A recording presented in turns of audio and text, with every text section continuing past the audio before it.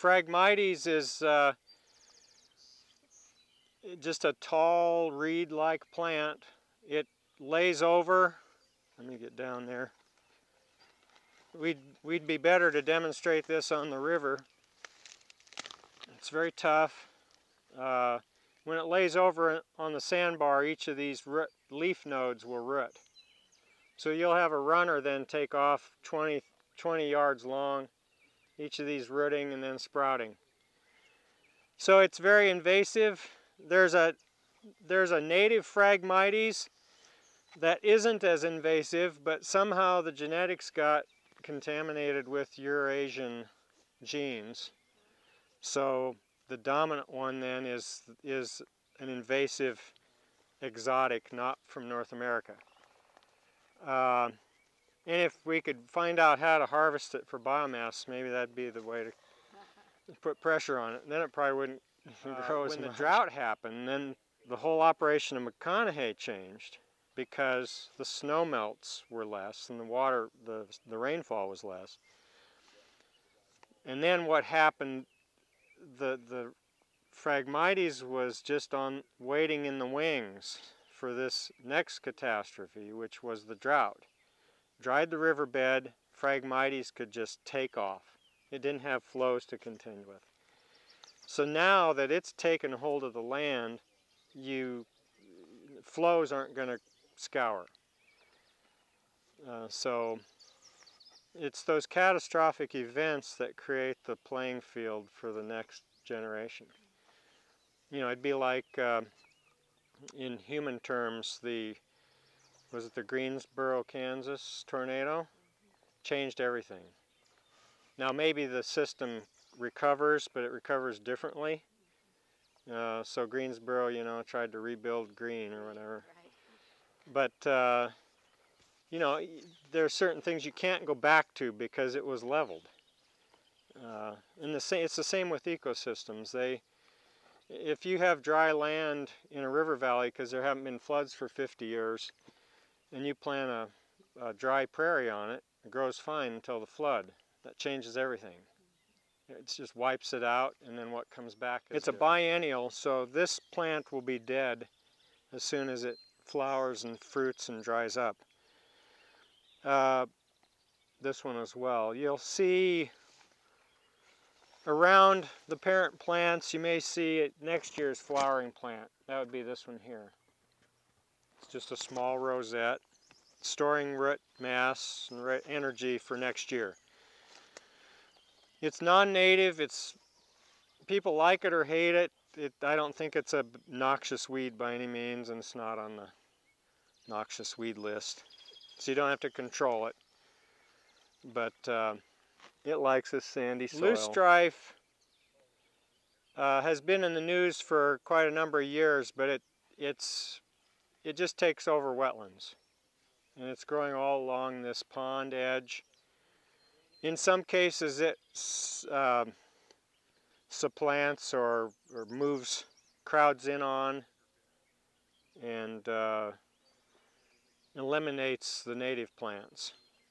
Here we kind of have a mixture of both. It's not really taken over on the bank. This is indigo bush. It's a common shrub of riverbanks and lakes in Nebraska, floodplains. And then more dogwood, grape. It's the understories, goldenrod, and things like that. Woodhouse's toads, when they're breeding, they have the calf call. That's woodhouses. They're very common in town. He just came out of this. They're a favorite of children whenever you have children out here. And fishermen. Fishermen. Toad and frog people say, though, that toads and frogs are very susceptible to the chemicals, mosquito repellent and sunscreen, so don't touch them. Also, don't touch your face after you handle one, if you do handle one. But they're kind of neat. They have a little kind of a toenail thing on their hind foot that helps them dig backwards into the sand. Just do a rundown of the flora here. Again, more of the Platte River floodplain flora. Just right back here we have poison ivy, often present, I should say. A poison ivy-like plant in terms of confusion is Virginia creeper, but notice the 5 instead of the 3. Virginia creeper has tendrils that clasp onto things like a grape. There's a grape too, right here, it has tendrils.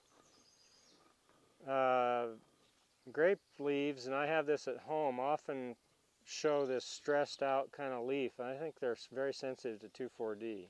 At least at home, that's what mine do. Here we've got a natural source of aspirin, along with willow. Oh, there's willow somewhere back there behind us. This is prickly ash. It's not an ash tree, actually, it's a different family, but prickly ash and willows have salicylic acid in their bark, and that's what aspirin is. Some grasses, dogwood. Here's a hackberry tree, so that's the next generation forest. Hackberries grow up in shade, so they can be an understory tree and then eventually be a canopy tree. The plant here that's very abundant is horsetail. And this is what botanists or biologists would call a very primitive plant, more closely related to ferns, mosses, and liverworts. Not a flowering plant like this, not a flower. But it's has sections. Kids love to make bracelets and necklaces out of this. Puzzleweed, Lego plant, scouring rush. They grow in sand. They're abrasive because they take sand, the minerals, silicon into their tissue, and very common in floodplains. This wetland is holding water,